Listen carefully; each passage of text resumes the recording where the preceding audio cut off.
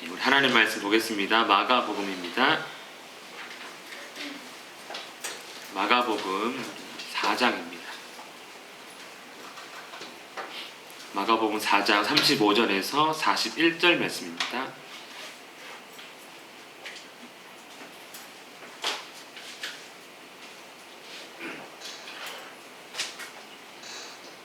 마가복음 4장 35절에서 41절 말씀 함께 읽겠습니다. 시작. 그날 저물 때에 제자들에게 이르시되 우리가 저편으로 건너가자 하시니 그들이 무리를 떠나 예수를 배에 계신 그대로 모시고 가매 다른 배들도 함께 하더니 큰 광풍이 일어나며 물결이 배에 부딪혀 들어와 배에 가득하게 되었더라. 예수께서는 고물에서 베개를 베고 주무시더니 제자들이 깨우며 이르되 선생님이여 우리가 죽게 된 것을 돌보지 아니하시나이까 하니 예수께서 깨어 바람을 꾸짖으시며 바다더러 이르시되 잠잠하라 고요하라 하시니 바람이 그치고 아주 잔잔하여지더라. 이에 제자들에게 이르시되 어찌하여 이렇게 무서워하느냐 너희가 어찌 믿음이 없느냐 하시니 그들이 심히 두려워하여 서로 말하되 그가 누구이기에 바람과 바다도 순종하는가 하였더라. 아멘. 알면 알수록 모르겠는 것이 있습니다. 살다 보면 그런 거 있으시죠? 속마음, 같이 살고 있는 사람의 마음. 이쯤 살았으면 다 알만한데도 도대체 오늘도 새로운 이 사람은 누구일까 이렇게 생각할 수도 있습니다. 공부도 마찬가지죠. 공부할 때도 공부 열심히 하고 많이 한 것 같은데 깨닫게 되는 것이죠. 공부의 세계는 학문의 세계는 끝이 없구나. 이런 거 배우고 인생도 마찬가지고 알면 알수록 모르겠는 것이 참 많습니다. 세상은요. 겸손하게 표현한다면 배우면 배울수록 내가 알고 있는 것은 정말 얼마 안 되는 거구나. 정말 더 많은 것들을 우리가 알아갈 수밖에 없구나. 이런 생각을 신앙생활 할 때도 드는 거죠. 누구 때문에 그렇습니까? 이제 우리 예수님이 딱 그런 것입니다. 예수님에 대해서 말씀 보고 또 묵상하고 또 공부도 하고 해도 잘 모르겠어요. 내가 믿는 건지 안 믿는 건지 알긴 알겠는데 어느 정도 믿고 있는 건지 내 스스로도 그렇고 또 위대하신 주님이 하신 일들도 봐도 이해 안 되는 게 너무 많으니까 알면 알수록 모르겠습니다. 중풍병자도 고치시고 눈먼 자도 뜨게 하시고 베드로의 장모 열병도 고치시고 많은 사람들을 가르치시고 귀신도 쫓아내시고 했는데도 결론은 잘 모르겠어. 이런 말을 우리가 하지 않습니까? 도대체 그는 누구냐는 것이죠. 도대체 새로운 교훈도 있고 능력도 놀랍고 귀신도 쫓아내는 놀라운 그분. 그래서 선지자인가 하는 사람도 있고 율법학자인가 하는 사람도 있습니다. 특별히 주제가 분명하시죠. 하나님 나라를 전하는. 그렇게 우리가 이해할 수도 있는 것입니다. 여러분, 우리는 예수님을 어떻게 이해하고 있습니까? 가만히 내가 예수님을 어떻게 이해하는지 생각해 본다면 사람인지 하나님인지, 그렇죠? 선지자인지 율법학자인지 좀 애매할 그런 어떤 경계에 우리가 서 있는 것을 발견하게 되는 것 같습니다. 말씀을 준비하는 저도 진짜 나는 예수님을 어떤 분으로 믿고 있는 걸까 이런 생각을 해보게 되더라고요.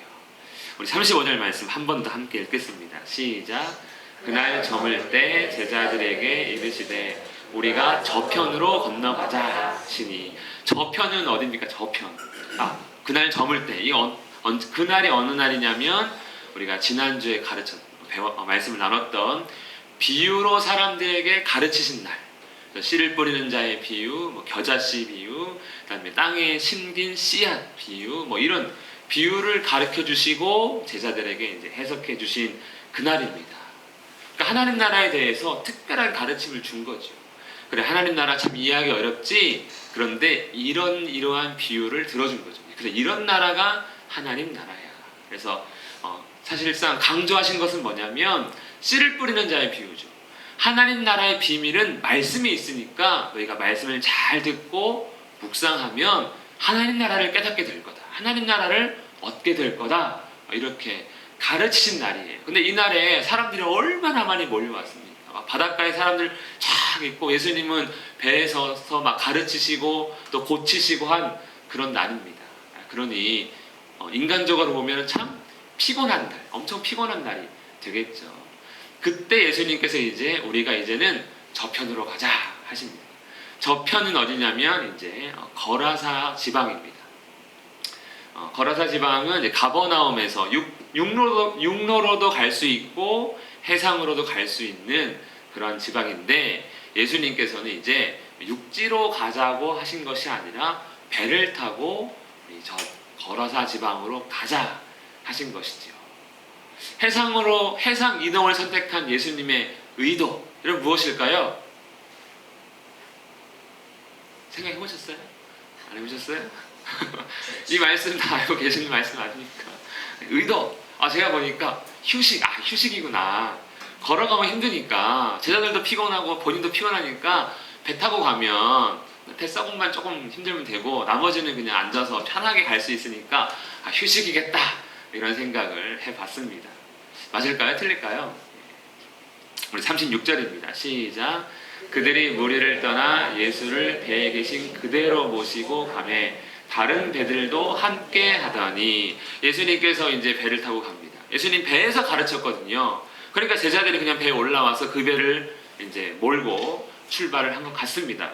그리고 다른 배들, 아마 예수님을 따라다녔던 많은 사람들 중에 일부가 배를 타고 또 역시 따라오는 건 아닌가 생각이 드는 말씀도 있더라고요. 어쨌든 이제 바다를 건너가는 예수님과 제자들, 거기에 이제 따라가는 사람들도 일부 있는 것 같습니다.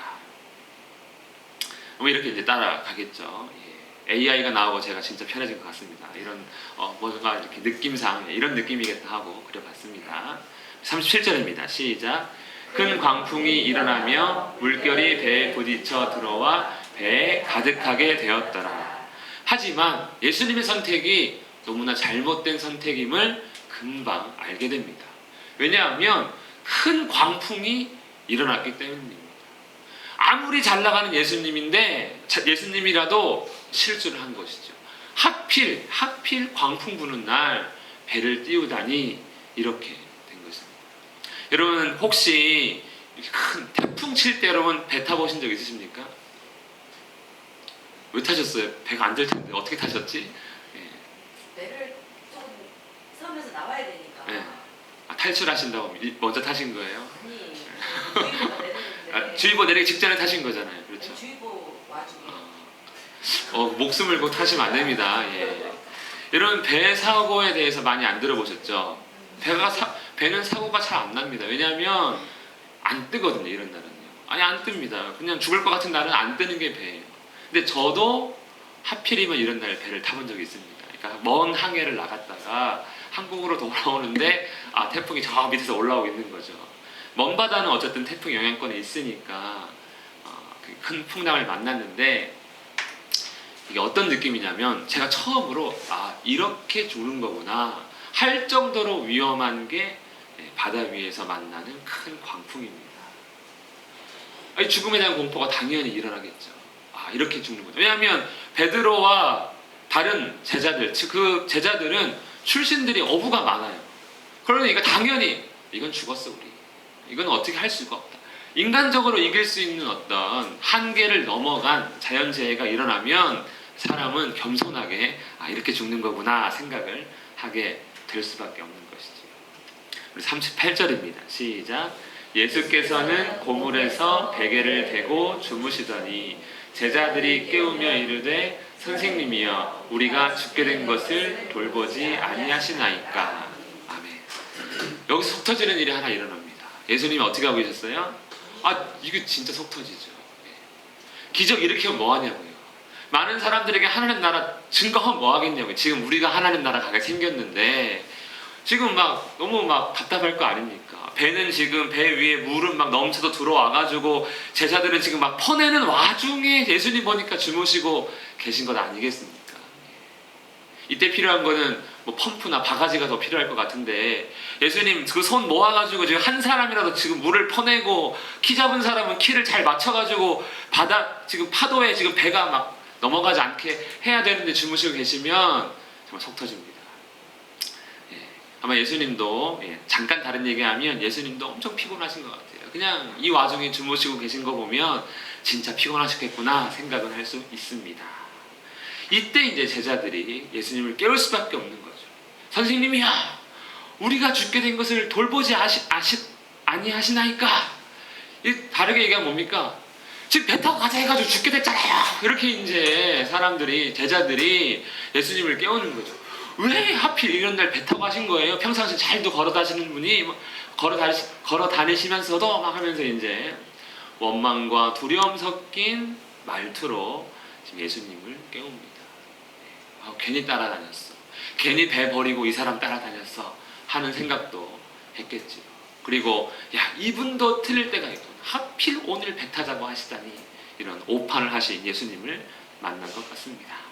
왜 이런 생각을 할 수밖에 없습니까? 예수님을 바라보는 제자들의 시선이 많은 기적을 행했지만 귀신도 쫓아내고 병든 자도 고치고 하셨지만 그래도 어쩔 수 없는 인간 아니냐라는 거죠. 자연 앞에서는 나약한 인간일 수밖에 없는 예수님 아니겠는가 하니까 이제 원망과 두려움 가운데 예수님을 깨운 것 같습니다. 39절입니다. 시작. 예수께서 깨어 바람을 꾸짖으시며 바다다로 이르시되 잠잠하라 고요하라 하시니 바람이 그치고 아주 잔잔하여지더라. 아멘. 예수님이 갑자기 깨시더니 잠꼬대 아니죠. 바람을 향해 바다를 향해 명령하십니다.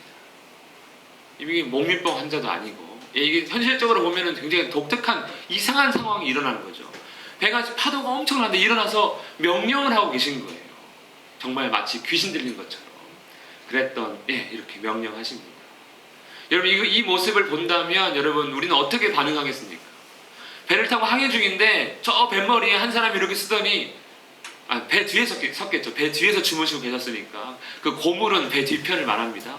배 뒤에 서가지고 바다를 향해 막 소리 지르고 있으면 그냥 우리 선생님이 미쳤구나 드디어 뭐 이런 생각 안 하겠습니까? 딱 그 모습입니다. 바다를 향해 바람을 향해 소리 지르고 계신 예수님. 이게 소리 지른다고 뭐가 해결되겠습니까? 이 상황에서. 그런데 놀랍게도 그 명령이 끝나자마자 바다가 잠잠해진다면 더 무섭겠죠. 저는 더 무서울 것 같습니다. 내가 따라다니는 이분이 도대체 누구인가 할 수밖에 없는 공포가 오히려 밀려오지 않을까 생각을 해봅니다. 바람이 그치고 아주 잔잔해졌다. 그냥 우리 바다가 잔잔할 때 낚시꾼들은 그런 얘기 하더라고요. 전 또 낚시하는 사람한테 들어본 얘기가 장판이 됐다. 장판. 바다가 이렇게 아주 그냥 물결도 없이 너무너무 잔잔해져가지고 언제 그랬냐는 듯 이렇게 되었습니다. 예수님 명령에 순종하는 바람과 바다. 이건 마술사가 할 수 있는 일이 아닌 것이죠. 인간이라면 할 수 있는 일이 절대로 아닌 것입니다.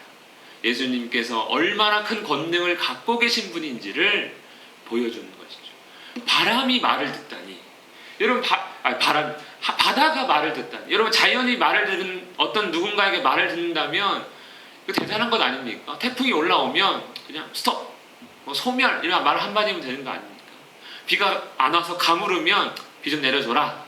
그것도 어느 정도까지 홍수 안 날 정도로 싹 내려줘라. 얼마나 대단한 거 아닙니까? 그런 일이 눈앞에 벌어졌습니다. 명령 전과 명령 후 예수님을 바라보는 제자들의 시선 어땠을까요? 귀신 보는 듯이 보고 있지 않을까요? 이게 진짜 일어날 수 있는 일인가? 라는 그런 마음이 아니었을까? 그래서 풍랑에 대한 공포가, 풍랑에 대한 원망이 예수님에 대한 충격 혹은 두려움으로 변화되는 그러한 순간이 아닐까 생각해 봅니다. 우리 40절 말씀입니다. 시작. 이에 제자들에게 이르시되 어찌하여 이렇게 무서워하느냐? 너희가 어찌 믿음이 없느냐 하시니. 큰 풍랑을 만났습니다. 선생님, 우리 죽게 됐잖아요. 왜 배 타자고 하셨어요? 하면서 깨웠잖아요. 거기에 대해서 이렇게 평가하시는 거죠. 왜 무서워하느냐?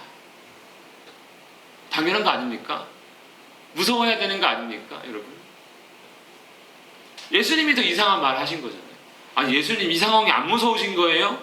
죽게 됐잖아요. 지금은 잔잔해졌지만 조금 전엔 달랐잖아요. 이렇게 반응하는 게 오히려 정상 아닙니까? 예수님의 말씀이 오히려 비정상처럼 느껴집니다. 그런데 이 무서워하는 이유가 있다는 거죠. 그게 무엇입니까? 바로 믿음의 문제라는 것입니다. 풍랑에 대한 공포는 왜 너희가 무서워했느냐? 그건 나에 대한 믿음 때문이다 라는 거예요. 너희가 지금까지 나와 함께하면서 내가 행한 일들을 다 봤음에도 불구하고 너희가 함께하고 있는 나와 나에 대한 믿음이 없기 때문에 너희가 두려워한 거다. 이렇게 꾸짖고 계신 것입니다. 하나님 나라를 가르쳐 줬으면 거기에 대한 소망을 가지고 그리고 특별히 그 나라를 들어가는 위한 내가 함께하고 있는 너희는 왜 믿음 없느냐라는 것이죠. 그래서 일부러 이 바다를 건너가자고 하신 예수님의 의도는 휴식이 아니라 오히려 제자들의 믿음 때문에 이렇게 한 것이죠. 풍랑이 일어날 것을 알고 가셨다? 뭐 그럴 수도 있습니다. 아니 거꾸로 예수님이 자면서 풍랑을 일으켰을 수도 있습니다. 왜냐하면 잠잠케 하실 수 있다는 건 일으키실 수도 있다는 증거이기 때문입니다. 예수님은 일부러 그렇게 했다는 것이죠. 예수님의 능력이면 사실상 어떻게 할 수도 있습니까? 풍랑이 오는 것도 그냥 미리 예방 차원에서 아유 내 새끼들 그냥 귀한데 무서운 거 경험하게 하면 안 되지. 이게 부모 마음이니까 아예 안 일어나게끔 할 수도 있지만 그렇게 하지 않으시고 그냥 놔뒀다는 것이죠. 다 제자들의 믿음 때문에 그렇습니다. 큰 풍랑을 일으킨 이유가 바로 그런 것이죠. 아니 큰 풍랑을 만나게 그냥 방치한 이유는 바로 믿음 때문입니다. 우리 인생에서도 큰 풍랑 많이 만납니다. 그래서 원망합니다.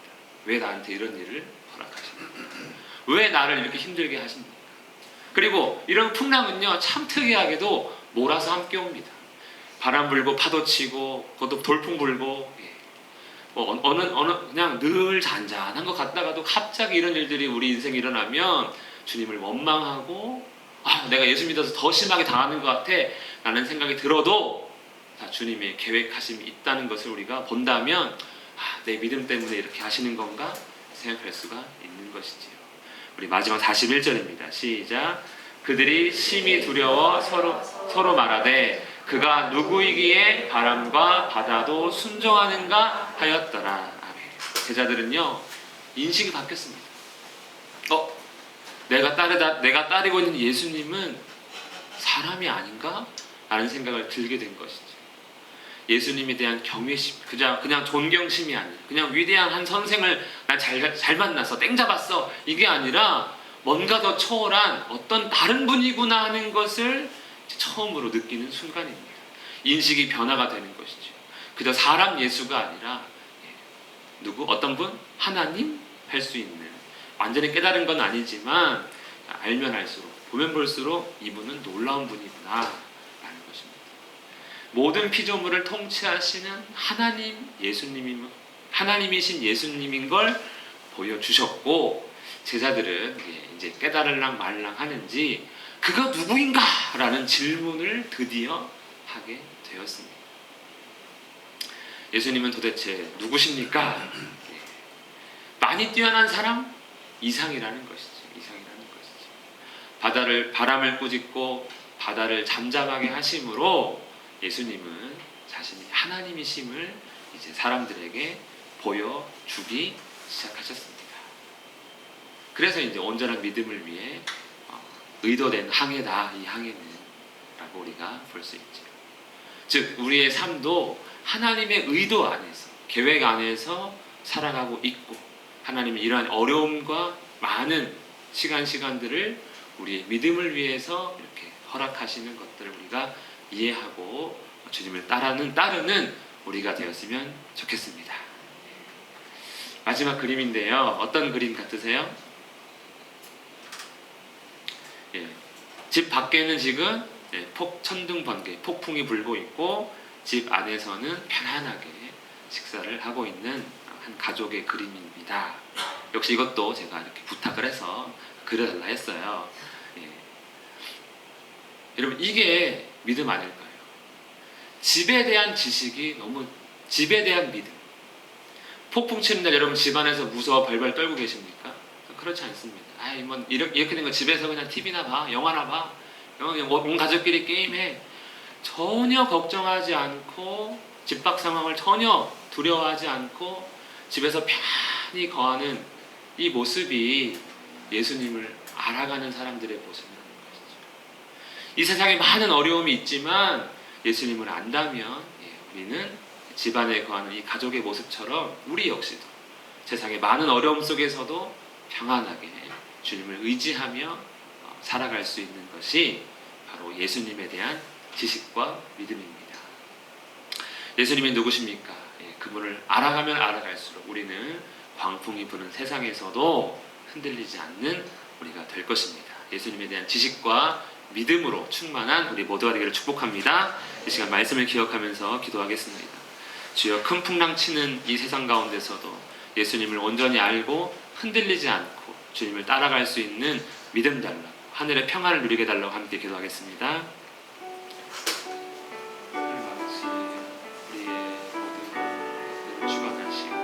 모든 인생의 비바람을 불게 하시는 하나님을 바라봅니다. 주여, 우리는 힘들고 어려운 순간을 만나지만 이 모든 것이 주님의 의도 안에 있다면 우리의 믿음을 더 자라게 하시고 우리가 더 흔들리지 아니하고 주님 볼 수 있도록 역사하여 주시옵소서. 살아계신 하나님 아버지, 우리 사랑하는 성도들 정말 어렵고 힘든 그 시간들이 오히려 하나님 나라에 대한 소망과 우리 주 예수 그리스도에 대한 믿음 될 수 있도록 역사하여 주시옵소서. 안전한 집에 거하는 사람들과 같이 주님 안에 거하며 세상 풍파를 온전히 감당하고 이겨내고 승리할 수 있도록 역사하여 주시옵소서.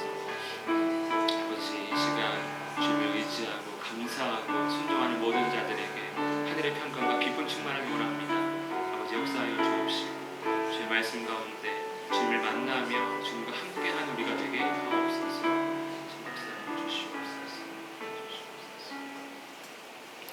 살아계신 하나님 아버지, 정말 우리에게 주님을 아는 지식과 믿음을 더하사 안전한 집에 거하는 저 가족들의 모습처럼 주님 안에서 평안 누리며 감사하며 영광 돌릴 수 있는 우리가 되도록 믿음을 더하여 주시옵소서.